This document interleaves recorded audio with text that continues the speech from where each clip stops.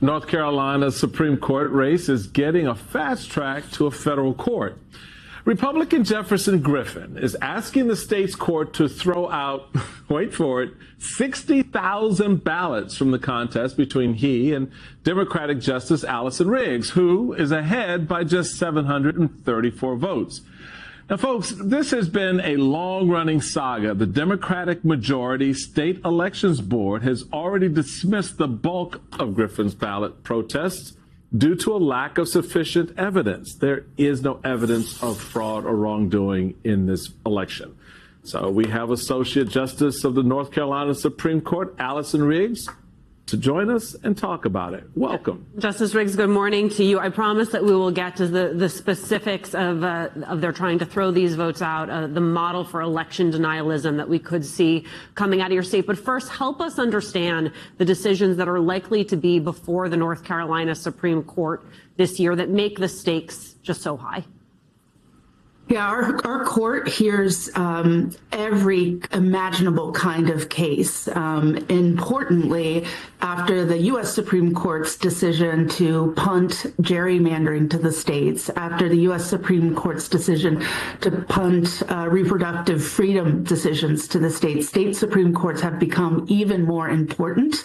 And it's in part why these races are so hotly contested. But it was a bright spot for progressives across the country this year, our work to explain why it matters to have people who are interested in defending people's rights and freedoms rather than chipping away at them on our state Supreme Court benches.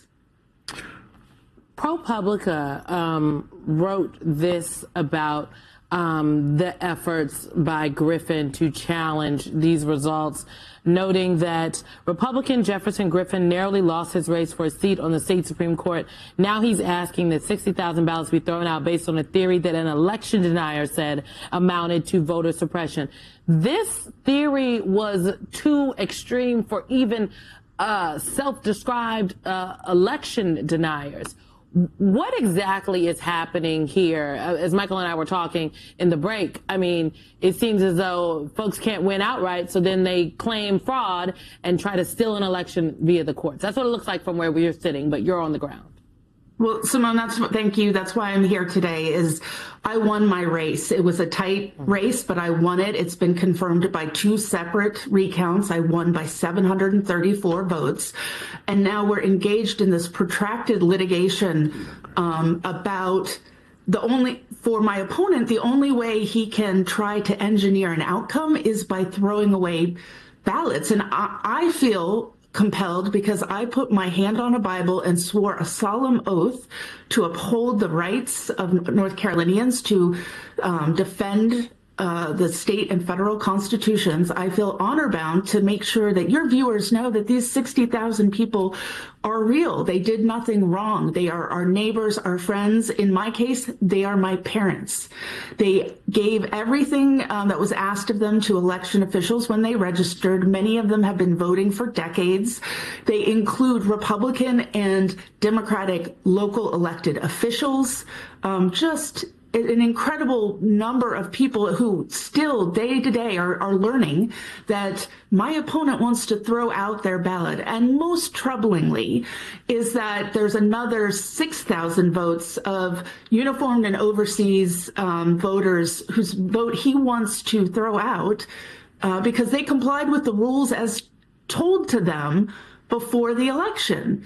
It should be troubling to everyone, the idea of changing the rules after the game is over. I mean, if anyone read Calvin and Hobbes, it sort of reeks of Calvin ball rules.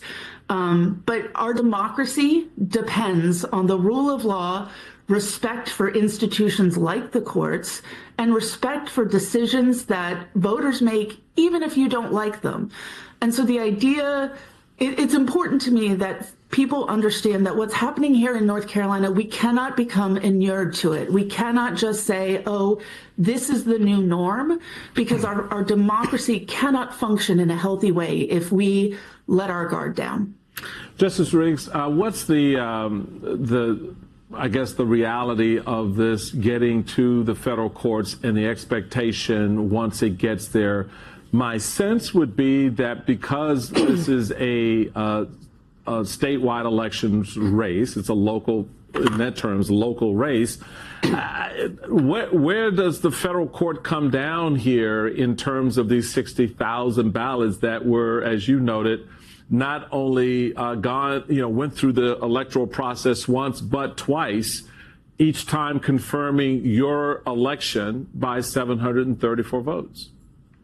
Well, I will be in federal court for the next 2 weeks as a party, not a judge, which is an unfortunate circumstance to be in, but I will be a party defending my win and the right of those 60,000, actually closer to 70,000 voters to have their votes counted. There are questions of federal law, the Help America Vote Act, the UACAVA, the Uniformed and Overseas Citizens Voting Act, that the federal court will be grappling with. And as of right now, if my opponent doesn't receive an injunction or a stay, my certificate of election is set to issue on January 10th. And my hope is that more impacted voters in North Carolina will speak up and speak out against this. But the federal court, some of these legal arguments have already been rejected by federal courts and state courts already. So these zombie legal arguments risen from the dead, certainly my position in court is that this is it's a legally erroneous position, and until I have the certificate of election, I'm a candidate who is compelled to keep my voters updated, keep all voters updated, and make sure that every vote counts.